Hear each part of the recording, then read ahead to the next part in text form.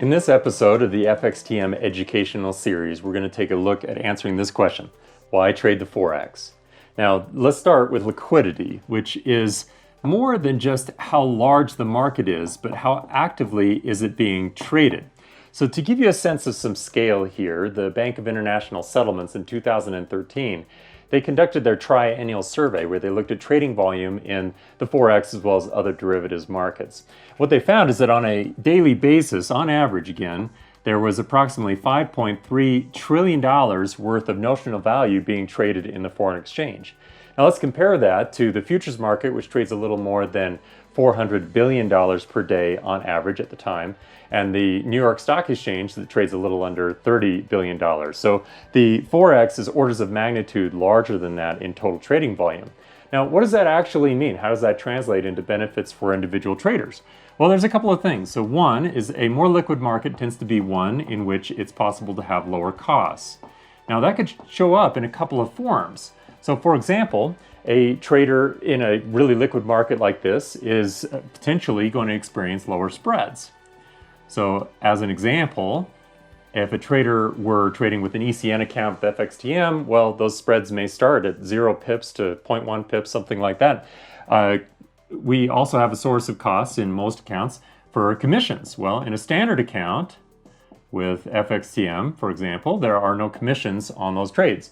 So lower trading costs is a significant advantage to traders, especially those who may be trading very frequently, where those costs can really start to add up.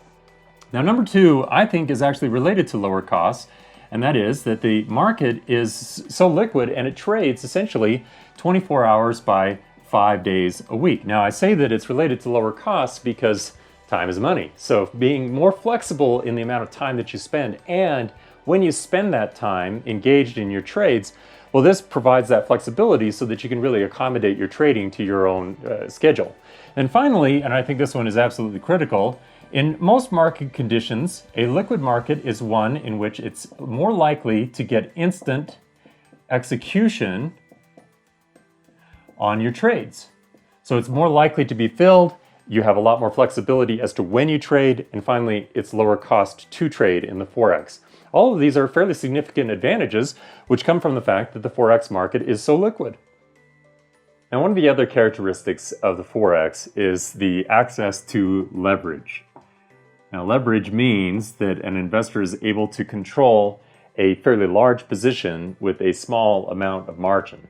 So for example, with FXTM, you have a floating leverage amount that can go up to 1 to 1,000.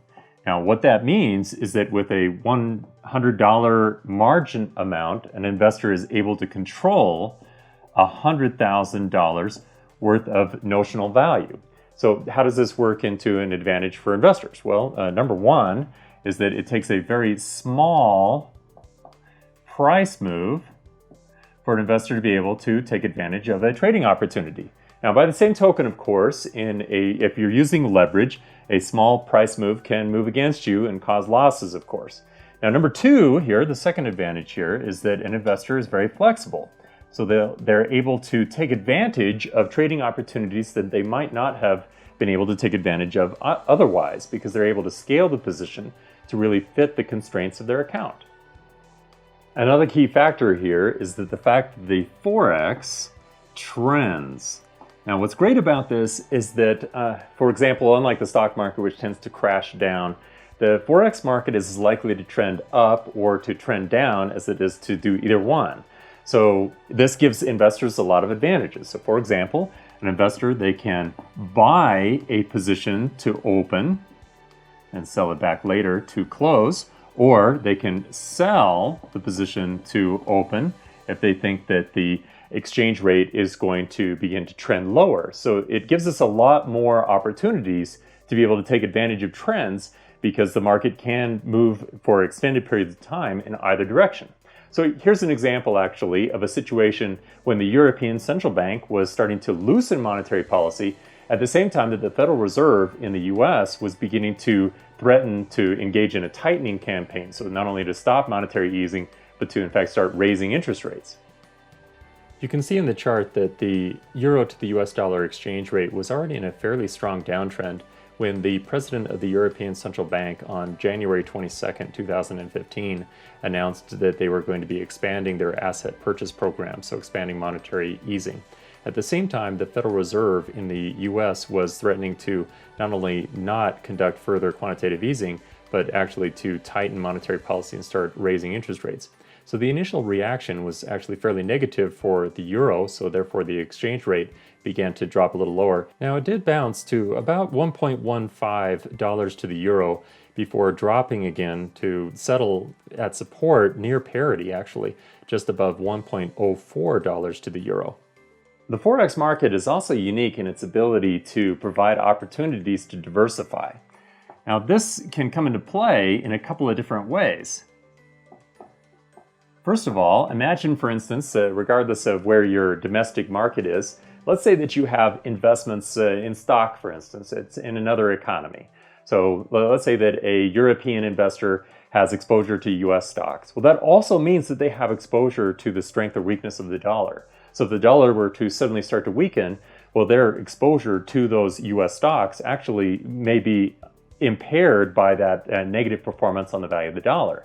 So they can hedge against this or diversify against that kind of risk by using the Forex. Now we can also do this to get indirect exposure to other markets as well. So let's say, for example, that for whatever reason an investor has exposure to the oil market and they're concerned that oil is going to begin to fall. Now there are a number of ways in which they could take advantage of that or try to hedge against it. So in the Forex we have currencies that respond to commodity prices. So here's a good example actually of the reaction that we saw in the Canadian dollar as oil prices began to decline in 2014 through 2015. Starting in July of 2014, the oil market really started to weaken quite a bit. Well, the Canadian dollar is sensitive to the price of oil, and we would expect that it should actually fall in value versus the dollar, all else being equal, if oil prices are declining, which in fact, as you can see here on this chart, that's what's going on. So if the dollar-Canadian dollar pair is trending up, that means that the Canadian dollar is getting weaker relative to the US dollar. Now, as you can see here, the trend was fairly extreme. So we saw an improvement, if you will, in this exchange rate of about 32%. So that was over 3,300 pips to the upside. Well, let's use some easy numbers here. Let's say that the improvement in the value of that exchange rate as the Canadian dollar was falling in value was 3,300 pips total. Well, if each of those pips is worth $10 in a full-size lot, then that means a trader could have, theoretically anyway, made a profit of $33,000 as the exchange rate began to move to the upside. So this certainly is a good representation of the kinds of opportunities that are available to a trader who's trying to take advantage of fluctuations in the commodity market through Forex trading. So let's do a summary of what are the key benefits of trading in the Forex. Well, number one, liquidity. And as I said, remember, this is nearly a $5.5 trillion market on a day-to-day basis based on numbers that we saw in 2013. And what this does is it gives us access to a market that has the potential to be very low cost. The trading can be extremely efficient in a market like that. Leverage is very flexible, so we have the ability to take advantage of trading opportunities that might otherwise be unavailable to investors. So we can really modify the parameters of a trade to fit your own trading objectives.